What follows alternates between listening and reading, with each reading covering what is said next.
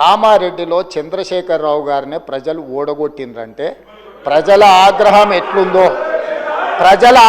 ఎట్లుందో అధ్యక్ష, నాకు ఓటమి మొదటిసారి కాదు, నేను ఓడినా గెలిచిన. కానీ ఆయన ఇంద్రుడు చంద్రుడు దేవుడు, తెలంగాణ ప్రదాత, తెలంగాణను ఉద్ధరించడానికే తెలంగాణకి ఆయన జాతి పిత అని, వీళ్ళు తెలంగాణ జాతి పిత అని చెప్పుకున్న చంద్రశేఖరరావును కామారెడ్డి ప్రజలు బండకేసి కొట్టి ఒక సామాన్యుని ఎమ్మెల్యేగా గెలిపించారు. నేను ఆ రోజే చెప్పిన, నేను పోతుండొచ్చు కానీ పోతా పోతా నిన్ను పట్టుకొని పోతా అని, నేను పోతా పోతా నిన్ను పట్టుకొని పోతా అని. సో కామారెడ్డిలో ఓడగొట్టిన ప్రజలు తిరస్కరించిన ఎందుకు ఇంకా బుకాయించాలనుకుంటున్నారు అధ్యక్ష? ఎందుకు బుకాయిస్తున్నారు? ఇప్పటికైనా నేను చెప్తున్నా అధ్యక్ష, మూసీ ప్రాజెక్టును కట్టాలన్నా వద్దా మీరు చెప్పండి. మెట్రో రైళ్లు విస్తరించాలన్నా వద్దా మీరు చెప్పండి. రేడియల్ రోడ్స్ వేయాలన్నా వద్దా చెప్పండి. రీజనల్ రింగ్ రోడ్డును నిర్మించాలన్నా వద్దా మీరు చెప్పండి. హైదరాబాద్ నగరానికి గోదావరి జలాలను తరలించాలన్నా లేదా మీరు చెప్పండి.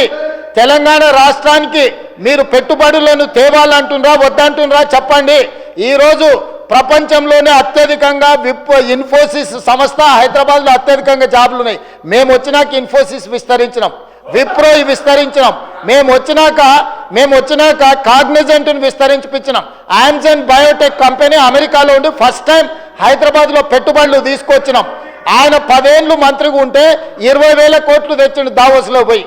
నేను 10 నెలల్లో సరిగా ఒక్క సంవత్సరం తిరిగే లోపల 2,20,000 కోట్లు పెట్టుబడులు తెచ్చిన. ఇది నా సమర్థత. ఆయన ఏమనుకుంటాడంటే గుంటూరులో చదివిన తెలివితేటలు ఈడ పనికొస్తాయనుకుంటాడు. అధ్యక్ష, ఇంగ్లీష్ అనేది నాలెడ్జ్ కాదు. 4 ఇంగ్లీష్ ముక్కలు ఆయనకు రావచ్చు, నేను 4 ఇంగ్లీష్ ముక్కలు కానీ ఈ ప్రపంచంలో చైనాలో ఉండేవాడికి ఇంగ్లీష్ రాదు, జపాన్లో ఉండేవాడికి ఇంగ్లీష్ రాదు, జర్మన్లో ఉండేవాడికి ఇంగ్లీష్ రాదు. కానీ ఈరోజు చైనా, జపాన్, జర్మన్ ప్రపంచాన్ని శాసిస్తుంది అధ్యక్ష. 4 ఇంగ్లీష్ ముక్కలు వస్తే ఒకవేళ హోటల్లో పనిచేయడానికి ఆర్డర్స్ తీసుకోవడానికి పనికొస్తుండొచ్చు అధ్యక్ష. బట్ట షాప్లో బట్టల మనిక పనికొస్తుండొచ్చు. గుంటూరులో చదివిన తెలివితేటలన్నీ మా దగ్గర వచ్చి చూపించొద్దు అధ్యక్ష. మేము గవర్నమెంట్ స్కూల్లో చదివి వచ్చినాం, మేము గుంటూరులో చదవలే. మా తెలుగు మీడియంస్ అధ్యక్ష, తెలుగు మీడియము గ్రామీణ ప్రాంతాలలో గవర్నమెంట్ స్కూల్లో చదువుకొని వచ్చినాం అధ్యక్ష. మేము గుంటూరులో పోయి చదువుకొని రాలే, ఆ తర్వాత పూనా పోలే, ఆ తర్వాత విదేశాలు తిరగనిక పోలే. మేము ఇక్కడనే పుట్టినాం, ఇక్కడనే పెరిగినాం, ఇక్కడనే చదువుకున్నాం. లోకల్ పరిజ్ఞానంతో పనిచేస్తున్నాం అధ్యక్ష. ప్రజల బాధ తెలిసిన వాళ్ళం అధ్యక్ష. మేము 4 ఇంగ్లీష్ ముక్కలు వచ్చినంత మాత్రాన అదేదో గొప్పతనం అని దాని మీద ఏదో పెద్ద ఉపన్యాసాలు ఇచ్చి దాన్ని చూపించి ఏదో సాధించినామని. కాబట్టి ప్రపంచంలో అత్యధికంగా ప్రపంచాన్ని శాసిస్తున్నది చైనా, జపాన్, జర్మన్. ఆ దేశంలో ఎవరికేం ఇంగ్లీష్ రాదు, కానీ వాళ్ళు ప్రపంచాన్ని శాసిస్తున్నారు ఆర్థిక వ్యవస్థను. అట్లాంటిది ఈరోజు తెలంగాణ రాష్ట్రంలో ఒక రైతు కుటుంబం నుంచి వచ్చి గ్రామీణ ప్రాంతాల నుంచి వచ్చి గవర్నమెంట్ స్కూల్లో తెలుగు మీడియంలో చదువుకున్న నేను ముఖ్యమంత్రి అయితే ఎందుకు మీకు కడుపుమంట? ఏందా బాధ? అసలు కళ్ళల్లో నిప్పులు పోసుకుంటారు అధ్యక్ష. నేను ఇక్కడ కనిపించగానే ఆయననే చూడనికనే వస్తలేడు, చూస్తే అదేదో పాపమైంది అన్నట్టు.